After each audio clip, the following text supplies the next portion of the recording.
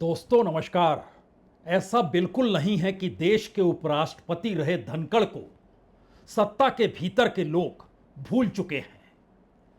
ऐसा बिल्कुल नहीं है कि जम्मू कश्मीर के लेफ्टिनेंट गवर्नर रहे सतपाल मलिक को सत्ता के भीतर के लोग भूल चुके हैं। ऐसा बिल्कुल नहीं है कि जनरल नरवणे की किताब जब उस पर रोक लगाई गई तो उसको लेकर सेना के भीतर क्या प्रतिक्रिया थी या फिर मौजूदा वक्त में जो सत्ता के भीतर हैं उसे वह भूल चुके हैं। ऐसा बिल्कुल नहीं है। ऐसा बिल्कुल नहीं है कि अर्थव्यवस्था डामाडोल है और सरकार के सलाहकार ये मान समझ तो रहे हैं कि स्थितियां नाजुक है, लेकिन बावजूद इसके जो सब्ज बाग दिखाए जा रहे हैं उसके पीछे की हकीकत वह किसी से शेयर नहीं करते। ऐसा बिल्कुल नहीं है। ऐसा बिल्कुल नहीं है कि प्रधानमंत्री कार्यालय तक के भीतर मौजूद वो अधिकारी जो इससे पहले भी इस देश के शासन व्यवस्था के हिस्सेदार रहे वो सब कुछ भुला चुके हैं। ऐसा बिल्कुल नहीं है कि होम मिनिस्ट्री के भीतर होम सेक्रेटरी का एक्सटेंशन जो किया गया 1 बरस का, इसको लेकर भी होम सेक्रेटरी नहीं चाहते थे कि एक्सटेंशन दिया जाए, क्योंकि क्या वह जंतर मंतर पर जो हुआ उसके खिलाफ थे। यानी नौकरशाही और मंत्री के बीच गृह मंत्रालय के भीतर ठनी हुई थी और ये बातें निकलकर सामने आ गई। ऐसा बिल्कुल है नहीं कि लोग नहीं जानते हैं क्या हो रहा है। ऐसा भी नहीं है कि जो दिल्ली के पुलिस कमिश्नर जंतर मंतर पर हुई घटना से चंद घंटों पहले हटा दिए जाते हैं वो खामोश हो गए या फिर उन्होंने अपनी किन्हीं भी बातों का किसी से भी जिक्र नहीं किया। ऐसा बिल्कुल नहीं है। ऐसा वाकई बिल्कुल नहीं है कि वो सीआरपीएफ हो, वो दिल्ली पुलिस हो, वहां के कई अधिकारी जो इस वक्त सत्ता के बीच हैं वो जेंजी के बीच अपने बच्चों के साथ नहीं आए और उन्होंने अपनी बातों को शेयर नहीं किया। ऐसा बिल्कुल नहीं है। ऐसा भी बिल्कुल नहीं है कि जिन बातों का जिक्र इससे पहले राहुल गांधी कर चुके हैं कि उन्हें इलेक्शन कमीशन के दफ्तर से भी फोन आते हैं किस तरीके से एसआईआर रिपोर्ट बनाई जाए और धीरे धीरे इस देश के भीतर कैसे परिसीमन की दिशा में यह सरकार बढ़ेगी और एक लिहाज से सत्ता सरकार अपने वोटरों को अपनी जीत के लिए एक मोहर मानकर चल रही है। ऐसा बिल्कुल नहीं है कि यह जानकारी निकलकर नहीं आई। ऐसा भी बिल्कुल नहीं है कि सीवीसी के भीतर बैठे तमाम नौकरशाहों की जो पूरी फाइलें होती हैं उन फाइलों के बारे में कोई जानकारी बाहर नहीं आ पाती है या फिर सीवीसी की एक बड़ी भूमिका सत्ता के लिए उन नौकरशाहों को खोजना है जो नौकरशाह आने वाले वक्त में मौजूदा सत्ता के अनुकूल काम करें या फिर उनकी सोच विचारधारा इस सत्ता के साथ चलती चली जाए। ऐसा भी बिल्कुल नहीं है कि जो लगातार नौकरशाही में एक्सटेंशन दिए जाते हैं या फिर पैरेलल तरीके से जिन लोगों का अपॉइंटमेंट एज ए प्रोफेशनल ये कहकर किया गया कि यूजीसी के जरिए हम सलाह तो ले रहे हैं लेकिन इनको यूपीएससी की परीक्षा नहीं देनी होगी। यानी कहीं पर डायरेक्टर नियुक्त हैं, कहीं पे ज्वाइंट सेक्रेटरी लेवल के अधिकारी नियुक्त हैं और उनको लेकर कोई भी सवाल उसी डिपार्टमेंट के भीतर से बाहर नहीं आ रहे हों, ऐसा भी बिल्कुल नहीं है। तो क्या यही वो वजह है जिसकी वजह से राहुल गांधी ने उस खतरे की घंटी को यह कहकर बजा दिया कि पीएमओ के भीतर एक रिवोल्ट है, एक बगावत है और उनके पास वहीं से फोन कॉल आते हैं और जानकारी दी जाती है? क्या यह सब कुछ हवा में कही गई बातें हैं या फिर इन सब से हटकर पहली बार एक ऐसी परिस्थिति मौजूदा सरकार के सामने है जहां वो जान समझ तो रही है कि दरअसल वो सरकार चलाते हुए भी कल तक जिन बातों को लेकर नकेल कसी गई थी उसके पीछे कोई नियम कायदे कानून नहीं थे, वो सिर्फ इस देश के भीतर की राजनीतिक वैक्यूम की स्थिति थी। यानी विपक्ष वैक्यूम है, वो जीत नहीं सकता है, सत्ता के साथ आप खड़े नहीं होंगे तो कहां जाएंगे। ये सारे सवाल धीरे धीरे कैसे एक झटके में खत्म हो गए।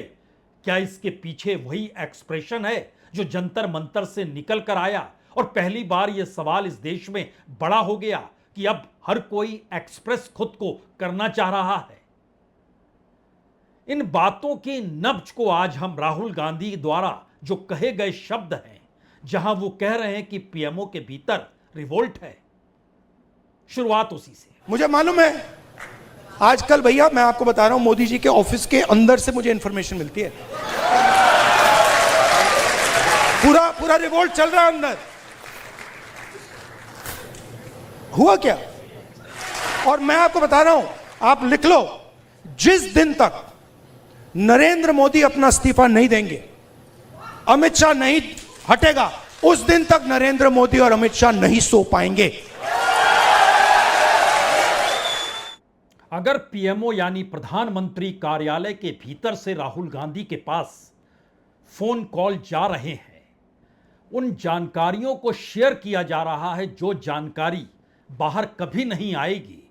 इस मुगालते में अगर सत्ता बनी रही और उसी को लीक कर दिया राहुल ने यह कहकर कि मेरे पास जानकारी पीएमओ तक से आ रही है, क्योंकि वहां पर जो अधिकारियों की फेरिस्त है उनके भीतर असंतोष है और एक तरीके का रिवोल्ट है, तो क्या बात यहीं अब रुक सकती है?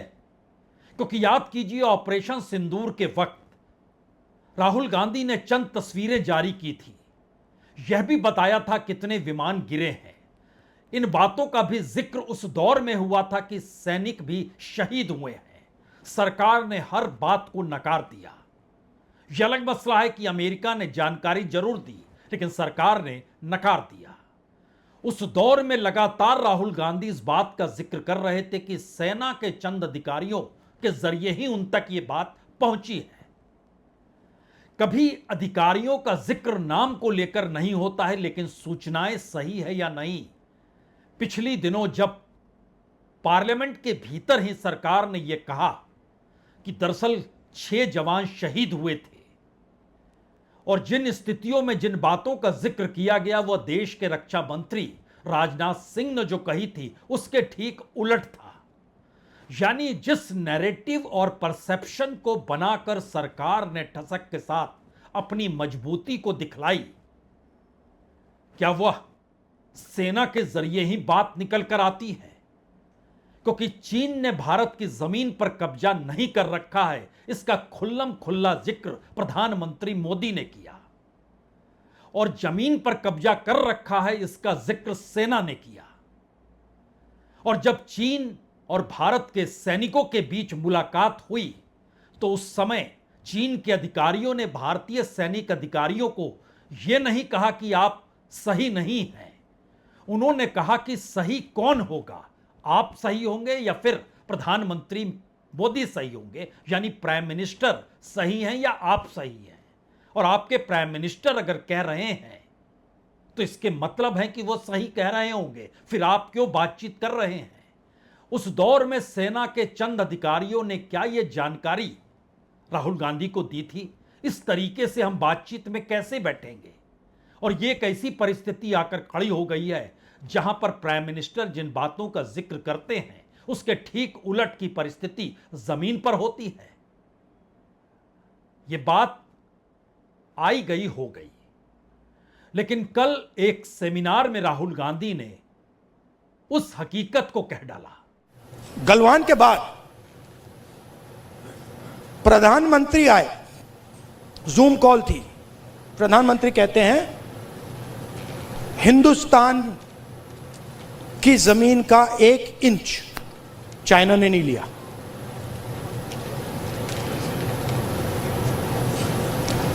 उसके बाद आर्मी कहती है कि भैया हिंदुस्तान की जमीन तो ले गए। आप सोचिए, चाइना को मैसेज किया गया, चाइना के नेगोशिएटर्स ने हमारे नेगोशिएटर से कहा कि आप क्या बकवास कर रहे हो, आपके प्रधानमंत्री ने बोला हमारी आपकी जमीन नहीं गई। फैक्ट बोल रहा हूं आपको। आर्मी कह रही है कि भैया हमारी जमीन गई, चाइना का नेगोशिएटर क्या बकवास कर रहे हो, तुम्हारा तो प्रधानमंत्री कह रहा है नहीं गई है, जाके उनसे बात करो। यकीनी तौर पर कई मौके आए जब प्रधानमंत्री मोदी ने खुलकर इसका जिक्र किया, रैलियों तक में जिक्र किया, पार्लियामेंट के भीतर जिक्र किया। चीन के पास 1 इंच जमीन भी नहीं है।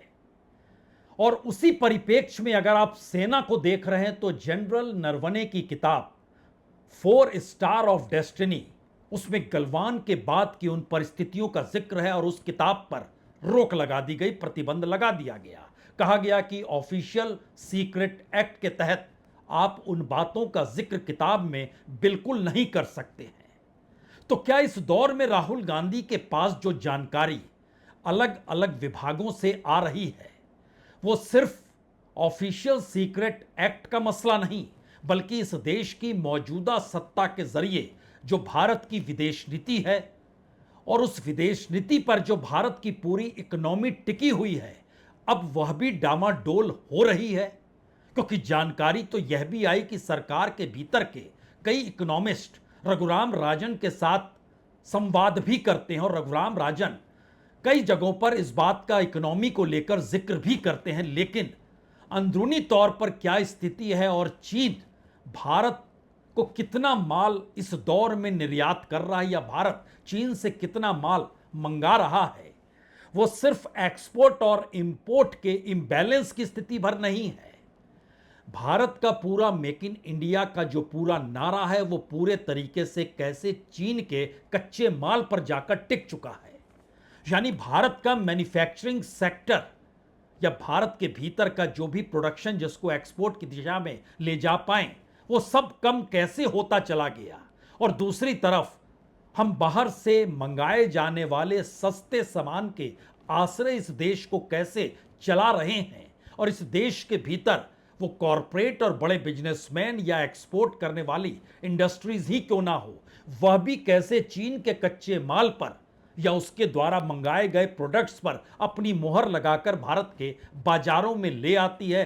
क्या इन बातों का जिक्र भी अब खुले तौर पर सरकार के भीतर के अधिकारी विपक्ष को यानी राहुल गांधी को जानकारी दे रहे हैं?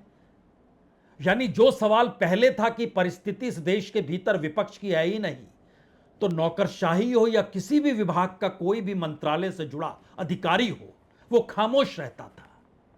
ये झटके की परिस्थिति कैसे एक तरीके से बदल गई। और बड़ी बात तो यह है कि जब पाकिस्तान मीडिएट करने लगा अमेरिका, इजराइल और ईरान के युद्ध को लेकर, तब फॉरेन पॉलिसी निर्धारित करने वाले कई अधिकारियों ने क्या इस दौर में राहुल गांधी या उनकी टीम से संपर्क किया या मैसेज कन्वे करवाया गया? किस स्थिति में भारत खड़ा है? इसीलिए राहुल गांधी कल भाषण देते देते यहां तक चले गए कि दरअसल पूरी फॉरेन पॉलिसी हमारी कैसे चौपट कर दी गई है। क्योंकि जिस तरीके से भारत के संबंध ईरान के साथ रहे, रशिया के साथ रहे, अमेरिका के साथ रहे, तो ऐसे में तो युद्ध अगर इस पूरे इलाके में हो रहा है तो भारत से बढ़िया मीडिएट करने वाला कौन सा देश हो सकता है? राहुल गांधी ने जिक्र नहीं किया, लेकिन एक हकीकत तो है, प्रधानमंत्री मोदी ने दोस्ती बेंजामिन नेतान्याहू के साथ दिखाई, इजराइल के साथ दिखाई।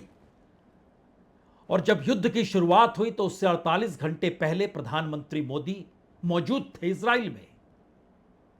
और उसका एक दूसरा सच यह भी है कि बेंजामिन नेतान्याहू से दोस्ती, यारी, निकटता का जो पूरा जिक्र है वो भारत की विदेश नीति पर भारी पड़ गया या अंतर्राष्ट्रीय कूटनीति पर इस दौर में भारी पड़ गया, या फिर उसके जरिए जो भी सहयोग मौजूदा सरकार को मिलता है, क्या उसकी जानकारी भी एक वक्त पेगासस के वक्त निकल कर आई थी?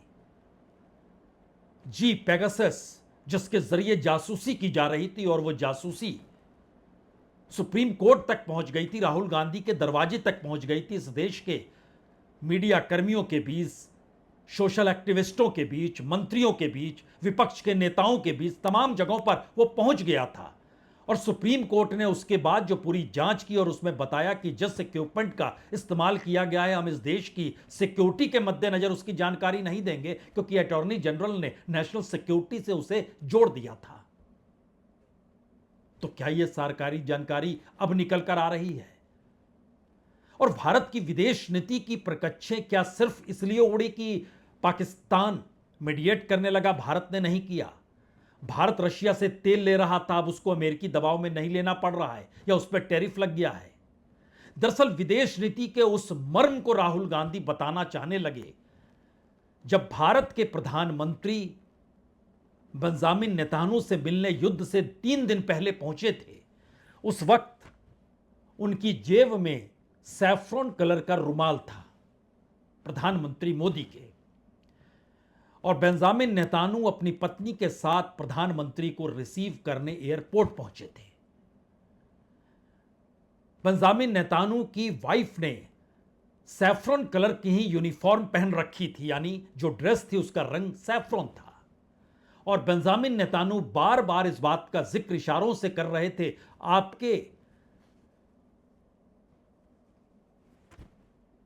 आपके पास जो सैफ्रॉन रुमाल है वही हमारी पत्नी ने पहना हुआ है। राहुल गांधी को याद होगा। इसी संदर्भ को लेकर राहुल गांधी ने जिक्र कर दिया इंदिरा गांधी का।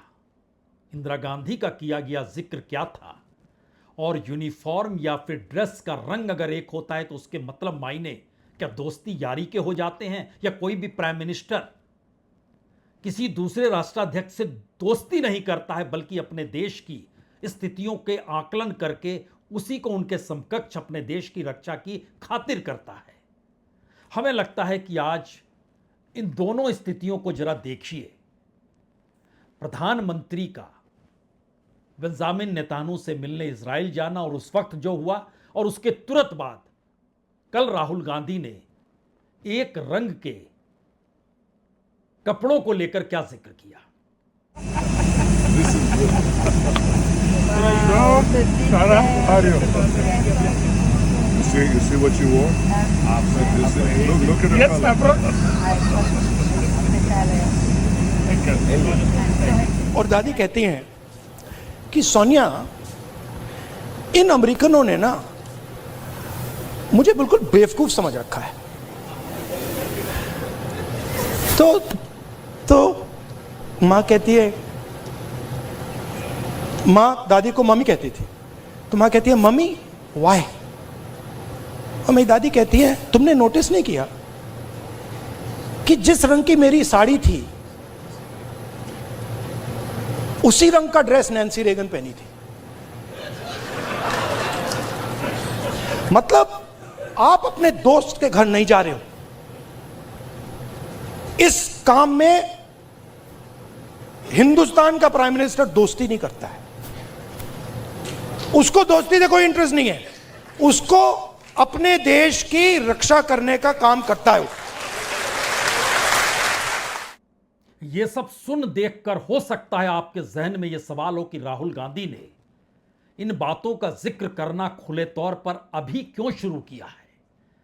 इन बातों का जिक्र वो पहले क्यों नहीं कर रहे थे, या फिर छिटपुट तरीके से वो करते थे तो वह बेअसर हो जाता था, उस दिशा में किसी का ध्यान जाता नहीं था, इसीलिए खुलकर कल वो सामने आ गए। और उसकी सबसे बड़ी हकीकत इस दौर में इस देश में जेंजी के जरिए जो एक्सप्रेशन व्यक्त किए गए जंतर मंतर से, और उसके बाद जो कुछ होम मिनिस्ट्री में हुआ, एजुकेशन मिनिस्ट्री में हुआ, पीएमओ के भीतर हुआ, अलग अलग तरीके से स्टेट्स के भीतर हो रहा है, और तमाम सवाल लगातार उभरते उभरते सुप्रीम कोर्ट को भी अब दायरे में लेने लगे हैं। हैदराबाद की लॉ यूनिवर्सिटी के छात्रों पर रोक लगाने की कोशिश बार काउंसिल ऑफ इंडिया ने कर डाली, लेकिन जितना विरोध हुआ सिर्फ 45 से 60 मिनट के भीतर सब कुछ वापस लेने की नौबत आ गई। और बार काउंसिल ऑफ इंडिया के प्रेसिडेंट बीजेपी के साथ और प्राइम मिनिस्टर के साथ कैसे 2014 से जुड़े हुए हैं, कैसे कितने पैसे उन्होंने उड़ाए हैं, किस तरीके से वो खुद यूनिवर्सिटी खोले हुए हैं, लॉ यूनिवर्सिटी, और एक दूसरी यूनिवर्सिटी आंध्र प्रदेश के अमरावती में खोलने जा रहे हैं, पूरा कच्चा चिट्ठा एक झटके में निकलकर सामने आने लग गया। 2014 में पहली मुलाकात बार काउंसिल ऑफ इंडिया के प्रेसिडेंट मन्नान मिश्रा की प्राइम मिनिस्टर मोदी से हुई थी। तब से लेकर अब तक, यानी इस पूरे दौर में भारत खामोश था, क्योंकि एक दबाव सत्ता का था। लेकिन जेंजी जिस बेफिक्री और बेलौस तरीके से जंतर मंतर पर आया और उसने अपने एक्सप्रेशन को व्यक्त करते हुए यह मैसेज देना शुरू कर दिया आप कोई भी दबाव बनाइए, हम अपनी बातों को अपने तरीके से कहेंगे और इन बातों को कहने के तरीके तक पर रोक लगाने की कोशिश पीएमओ के जरिए हुई, होम मिनिस्ट्री के जरिए हुई, दिल्ली पुलिस के जरिए हुई, लेकिन रोक लगाने से नहीं हुई, क्योंकि देश का मतलब क्या होता है यह बात जेनजी ने खुद को बतौर देश सामने रख दिया तो एक झटके में ऐसा मैसेज जाने लगा कि क्या वाकई पीएमओ या होम मिनिस्ट्री देश का हिस्सा नहीं है। वो अपने तरीके से इस देश के पूरी अभिव्यक्ति पर रोक लगाए हुए हैं और उसी के बाद परतें खुलनी शुरू हो गई। और ये कल ही का तो वाकया है, हैदराबाद यूनिवर्सिटी को लेकर जो रोक लगाने की कोशिश, वहां के छात्रों का एनरोलमेंट कहीं नहीं होगा, कहीं वो वकीलगिरी नहीं कर पाएंगे, हटाना पड़ गया क्योंकि दबाव था। उसमें कुछ दबाव कॉकरोच जनता पार्टी का भी था और बात यहां तक चली गई कि चीफ जस्टिस तक को कहना पड़ गया, जिन्होंने छात्रों को कॉकरोच कहा था कि आप बीच में मत पड़िए, यानी बार काउंसिल ऑफ इंडिया मत पड़िए। यह हमारे और छात्रों के बीच की स्थिति है, क्योंकि वहां पर मानद उपाधि लेने से सीजीआई से इनकार कर दिया था छात्रों ने। यानी एक्सप्रेशन की परिस्थितियां क्या इतनी तेजी से रवानगी के साथ है कि अब जो तौर तरीके ऑर्डर देकर दबाए जाते थे वो अब एक्सप्रेशन के सामने खत्म हो चले और सब कुछ ब्रेक करने लगा है। और इसीलिए जो सूचनाएं सत्ता के जरिए निकल कर आ रही है वो सत्ता के भीतर काम करने वाले लोगों को भी हिम्मत दिला चुकी है, या फिर उनके सामने भी इस बार एक सवाल है कि कब तक वो नहीं जानकारी देंगे, कब तक खामोश रहेंगे। तो क्या पॉलिटिकली चीजें पलट रही हैं? पॉलिटिकली एक अभिव्यक्ति मौजूदा वक्त में विपक्ष को मिल चुकी है, जिसका जिक्र राहुल गांधी जंतर मंतर से जोड़कर कर रहे हैं। If you look at what was happening at Jantar Mantar, students want to express themselves. They are in pain and they want to express themselves, and the government says no. We are going to create order in Jantar Mantar. You cannot express yourselves. Their job and their political philosophy is to impose an order on India, and an order that benefits them and certain other people. And our job is to make India express itself and break that order. ये कल्पना के परे है। छात्रों ने कहीं कोई हिंसा नहीं की, वो खामोशी से डंडे खाने के लिए बैठे रहे। पैलेट गन भी उन्होंने खाया, कील लगी लाठियों से भी उन्हें मारा गया। वो चुपचाप हंसते मुस्कुराते हुए आग्रह करने लगे पुलिसकर्मियों से, आप और डंडे बरसाएंगे क्या? यह स्थिति देखकर हो सकता है इस देश के सामने एक सवाल हो कि अहिंसा की ताकत जब एक अभिव्यक्ति की शक्ल में उभरती है तो उसके मतलब मायने क्या होते हैं। और सत्ता के लिए तो सबसे मजबूत ताकत इस दौर में गृह मंत्री अमित शाह हैं। गृह मंत्रालय की ताकत के सामने हर कोई नतमस्तक है। एजेंसियों का भेजा जाना हो, सुरक्षा कर्मियों की मौजूदगी कहां कैसे हो, और इन सब के बीच दिल्ली की तो पूरी सुरक्षा व्यवस्था होम मिनिस्ट्री के दायरे में आती है। तो क्या दिल्ली के हटे हुए पुलिस कमिश्नर हो या फिर गृह सचिव हो या उनके मातहत काम करने वाले जो अधिकारी हो, वह भी तो नौकरशाही के उस प्रोटोकॉल को समझते हैं जहां पर जो सीनियर होता है उसके ऑर्डर पर चला जाता है। मंत्री सीनियर को जिक्र करता है, सीनियर के मातहत जो लोग थे अब वो क्या उन बातों को धीरे धीरे बाहर ला रहे हैं? इसीलिए होम मिनिस्ट्री के भीतर खींची गई लकीर, जो एक लिहाज से यह भी कहा गया कि गृह सचिव नहीं चाहते थे उनको एक्सटेंशन मिले और गृह मंत्री चाहते थे कि उनको एक्सटेंशन दिया जाए, क्योंकि इस दौर की तमाम बातें अगर वह पद से रिटायर होने के बाद बाहर कहते हैं तो सरकार कोई कार्रवाई ऑफिशियल सीक्रेट एक्ट को लेकर उस तर्ज पर नहीं कर पाएगी, लेकिन पद पर वो मौजूद हैं तो फिर वो खामोश रहेंगे और वो उन अधिकारियों के बॉस बने रहेंगे जिन अधिकारियों के भीतर भी ये सवाल है जो जंतर मंतर की घटनाओं के बाद उभर रहा था। तो क्या इसी परिस्थिति को लेकर जिक्र खुले तौर पर निशाने और निगाहों पर अमित शाह को लाना चाहिए? राहुल गांधी ने यह बात का जिक्र इसलिए किया क्योंकि पार्लियामेंट में 20 दिनों तक अमित शाह नहीं आए, उसी पार्लियामेंट में जिसमें वो छाती ठोक कर कहा करते थे हम हर बात का जवाब देते हैं, विपक्ष सुनना नहीं चाहता है, नहीं सुन पाता है और मेरे पास सारे फैक्ट्स रहते हैं। कई मौकों पर गृह मंत्री ने इसका जिक्र पार्लियामेंट के भीतर किया है, लेकिन अब क्या परिस्थिति बदल चुकी है। विरोध है, एक बगावती मूड है। बगावती मूड क्यों कहें, इस देश के सिस्टम और प्रोटोकॉल के तहत जो चीजें हो रही हैं उसकी पूरी जानकारी अगर मीडिया भी नहीं दे पा रहा है तो क्या इस दौर में चंद संपादकों ने भी संवाद करने की कोशिश सत्ता के साथ की? ठीक वैसे ही जैसे एक दो वक्त अडानी भी चाहते थे राहुल गांधी से हाथ मिला लें। वो मुंबई का फंक्शन हो या दिल्ली का फंक्शन हो, वो लंदन का होटल ही क्यों ना हो, लेकिन राहुल गांधी ने इग्नोर कर दिया, इनकार कर दिया। लेकिन क्यों चाहते थे? इसलिए कि वो निशाने पर हैं या वो जानते हैं कि परिस्थितियों का चक्का घूमेगा? इसीलिए तो इस बार राहुल गांधी खुलकर निशाने पर अमित शाह को भी ले बैठे। अमित शाह सो कॉल्ड, क्या कहते थे उसको पहले, चाणक्य, और क्या कहते थे, Sardar Patel, तड़ीपार। Where has he disappeared? वो भाग गया।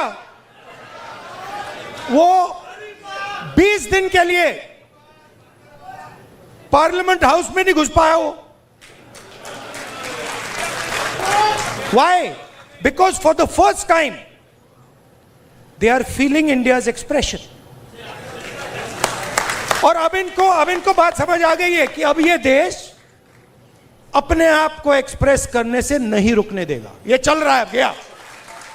हो सकता है अब आपके जहन में यह सवाल हो कि जब भारत की विदेश नीति फेल हो रही है, चीन भारत की जमीन पर कब्जा कर रहा है, लेकिन भारत की पूरी इकोनॉमी चीन के कच्चे माल पर टिक चुकी है, भारत अमेरिकी ट्रेड डील के इशारे पर चलने को तैयार है, ट्रेड डील के बाद भारत के किसानों पर व्यापक असर पड़ने वाला है, इस देश के भीतर रोजगार गायब हो गया है, इस देश के भीतर के एजुकेशन और मेडिकल सिस्टम दोनों प्राइवेट हाथों को सौंपे जा चुके हैं। हो सकता है बहुत सारे सवाल इस दौर में आपके जहन में जरूर होंगे, लेकिन क्या पहली बार सत्ता के भीतर चलाने वाले वही प्यादे कहें या फिर वही पुर्जे कहें, उनके भीतर भी हलचल इसलिए शुरू हो चुकी है क्योंकि वह भी देख समझने लगे हैं कि स्थितियां नाजुक है, और स्थितियां अगर नाजुक है तो क्या सिर्फ और सिर्फ मौजूदा सत्ता को बरकरार रखने भर के लिए सारे काम हो रहे हैं? इंडिकेट तो यही किया गया। इन्होंने इंटरनली देश को खत्म कर दिया है, फॉरेन पॉलिसी उड़ा दी है, और सारा का सारा काम अपना जो पॉलिटिकल स्ट्रक्चर है उसको फाइनेंस करने के लिए, अदानी जी का पैसा लेने के लिए ये उन्होंने किया है। दरअसल मोटी बात तो यह है कि इस दौर में पीएमओ के भीतर 50 से ज्यादा अधिकारी ऐसे भी हैं जो मनमोहन सिंह के कालखंड में उस दौर में सरकार के साथ काम कर रहे थे। लेकिन एक हकीकत जानकारी के तौर पर यह भी है कि इसी दौर में वे लोग जो मोदी सत्ता में पीएमओ तक पहुंचे, उनके भीतर भी सवाल हैं और वो जानकारी वहां से निकल रही है। यहां तक कि गृह मंत्रालय के भीतर भी अधिकारियों की मौजूदगी लगातार अब उन चुनिंदा परिस्थितियों को बताने से चूक नहीं रही है। क्यों? मंत्री की दिशा और होम सेक्रेटरी की दिशा अलग है। दिल्ली पुलिस के भीतर भी उठते हुए सवालों में नए पुलिस कमिश्नर आ तो गए, उन्होंने जंतर मंतर पर जो करना था कर भी दिया, आदेश का पालन भी हो गया, लेकिन इससे पहले क्यों और कौन से सवाल थे जिसको लेकर इससे पहले के पुलिस कमिश्नर जिनको जंतर मंतर की घटना के चंद घंटों पहले हटाया गया, उन्होंने कैसे कैसे सवाल रखे थे बच्चों को लेकर और बच्चों के प्रति जवाबदेही को लेकर, और खास तौर से दिल्ली जैसी जगह में एक इम्पॉसिबल सी परिस्थितियों की लकीर क्यों खींची गई थी और उस लकीर को क्यों छुपा लिया गया, और उसके बाद जंतर मंतर पर जो हुआ क्या वो सारी जानकारी अब खत्म हो गई? इस देश की इकोनॉमिक कंडीशंस को लेकर जो सवाल हैं, क्या रिजर्व बैंक के हाथ पांव नहीं फूले हुए हैं? क्या वो नहीं जानता है कि कितने डॉलर, कितने बिलियन डॉलर उसने बेच डाले? इस दौर में आरबीआई डाटा देता है, लेकिन उसके बाद की परिस्थिति, जो बैंकों के हालात हैं, जो कैश परिस्थितियां हैं, और इन सब के बीच आरबीआई खुद डिजिटल इकोनॉमी की दिशा में काम कर रहा है। लेकिन अगला सवाल एक चैलेंज के तौर पर आरबीआई के सामने भी है। ब्रिक्स की बैठक होगी तो वह डिजिटल इकोनॉमी को लेकर किस दिशा में बात करे। रशिया चाइना की मौजूदगी होगी और उधर अमेरिका का दबाव होगा। क्या करे वो? क्या इन बातों की जानकारी बाहर नहीं निकल रही होगी? और जो सीमावर्ती इलाकों का मसला है, जिसमें सेना के सामने सवाल है, उसमें बड़ा सवाल तो यही है, जिस सवाल का जिक्र हो गया, सेना के लोग जो सोचते हैं और सत्ता वो कहती है देश हित में हम सोच रहे हैं, और डिप्लोमेसी उसी को कहते हैं, तो फिर सेना की मौजूदगी सीमा पर अपनी जमीन को लेकर, पेट्रोलिंग के सवालों को लेकर, ये सारी चीजें बेमानी हो गई क्या? शायद यही वो सवाल है जो पहली बार उभर कर सामने आ चुका है, क्योंकि यह देश अपने एक्सप्रेशन के साथ खड़ा हो गया है। और इन मुश्किल हालातों के बीच जानकारी बीजेपी के भीतर मचे हुए हड़कंप को लेकर भी है। वो तमाम नेता जो हाशिए पर हैं, मंत्री होकर भी कद्दावर नेता के तौर पर उनकी पहचान होती रही, लेकिन एक झटके में सभी की साख इस कालखंड में खत्म हो गई। यहां तक कि उनकी अपनी कॉन्स्टिट्यूएंसी में भी मंत्री वाली साख उनकी नहीं बची, क्योंकि उनका महत्व किसी भी पीएमओ में बैठे उस ब्यूरोक्रेट के नीचे आता है, जिसके जरिए इस देश को चलाने की प्रक्रिया तय होती है। और संयोग से उसी पीएमओ के भीतर से अगर राहुल गांधी को फोन कॉल जा रहे हैं, तो स्थिति मौजूदा सत्ता के लिए नाजुक हो या ना हो, लेकिन यह ऐसी खतरे की घंटी है जिसकी गूंज व्यापक तरीके से शुरू हो गई है। इसीलिए इंतजार कीजिए कल प्राइम मिनिस्टर लाल किले के प्राचीर से क्या कहते हैं। बहुत बहुत शुक्रिया, बहुत बहुत शुक्रिया।